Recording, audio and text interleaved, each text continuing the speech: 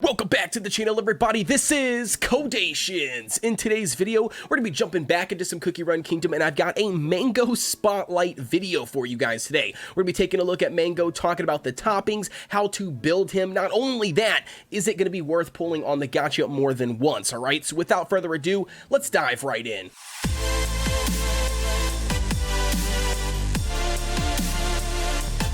Diving right in, ladies and gentlemen, the first thing we got to do is take a look at Mango Cookie. We're going to check out the skills, and we're going to talk about the best toppings for him, all right? So the first one up is going to be, it is a magic cookie, as you can see up here in the top left-hand side. It is going to be a middle line cookie as well. So it's going to be directly competing with things like espresso, latte, even licorice, even though licorice I know is a little bit different, but nevertheless, it's going to be the same class. So therefore, why this is important is it actually is going to take the exact same skill powder, all right? So it's kind of a hefty charge if you've already been building some additional magic cookies, but just keep that in mind. The next thing up that I want to do is check out the skill. So the skill is going to be Mango Juice Wave, sends forth a wave of tropical mango juice, inflicting damage to enemies. The fresh sweet waves also increase the attack of all allies for a short time. Now, I'm going to tell you guys right now, it's going to be a total of 3 individual waves consecutively going down the line, and it takes up the entire battlefield from left to right, and nobody is not going to be able to mitigate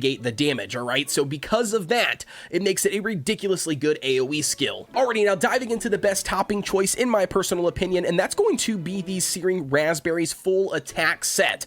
All right, I did do some conversing with some of the Whisk Takers guild members. Not only that, I jumped in the official Discord for Cookie Run Kingdom and talked to a handful of random people there as well, and it seems like the best way to go is going to be Searing Raspberries because his skill is a massive AoE damage dealing skill. It's going to be a magic cookie, and with that being said, you're going to be pretty much utilizing him to add a ton of AoE damage on the battlefield, and having more attack is going to allow him to do more damage, and then thus basically killing more enemies, all right? Now, the second argument that I guess I would say for some people, and that's going to be the fact that his skill also has a second part, which is going to be buffing your allies' attack for a short time, similar to Pomegranate Cookie, right? And a lot of people would argue that, you know, for Pomegranate Cookie, utilizing cooldown reduction is the better way to go. However, in my personal opinion, I don't think that the 10% attack buff that he is putting off is going to be good enough to warrant cooldown toppings, because by doing that, you're going to significantly reduce the amount of attack that Mango can put on by running cooldown. Even if you got attack substats, I just still don't think it's going to be quite enough to really make Mango useful over other cookies, all right? So definitely Searing Raspberries. When it comes to the overall substats to focus on, obviously it's going to be the same 3 as we always discuss and talk about. It's going to be that damage resistance, that's going to be the cooldown reduction, and then also the additional attack substats if you can get them all. So here you can see we've got 2 out of the 3 that are the best ways to go. This one we didn't get hardly anything.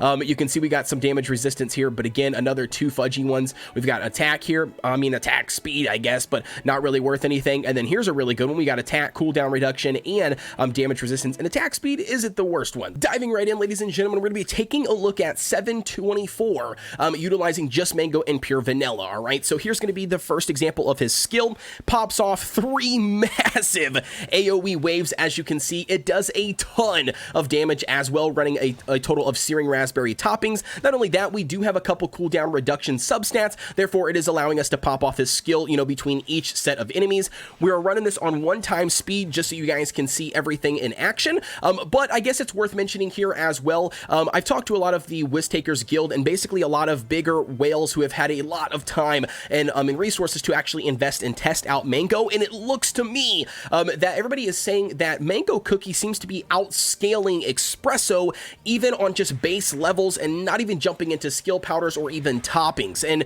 with that being said, not only are you getting the AoE damage that you would get from Espresso, you're also, not only that, getting the attack buff for the rest of your allies, making Mango probably a better choice in my personal opinion, especially for anybody jumping into the game as of right now and starting out and not having like the Espresso banner or have already built an Espresso. I definitely think Mango is going to be the better way to go. Keeping that in mind, ladies and gentlemen, I think personally that Mango Cookie is going to really excel in the PvE content of the game, right? So obviously like the world exploration, like the story mode, we've got the Tropical Soda Islands, again, just another PvE scenario. Oreo. And then not only that, you've got like your bounties and then also your Tower of Sweet Chaos. And I don't know exactly where it would, I don't think it's going to really fit in the guild boss battle. So keep that in mind, just because normally you don't run an AoE damage dealer in the guild boss. Normally you are running single target damage. But with that being said, just note that it's not going to be a cookie that you're going to really want to utilize in the overall arena. And you can tell that right off the bat by going to the ranking system and just looking at like the top 100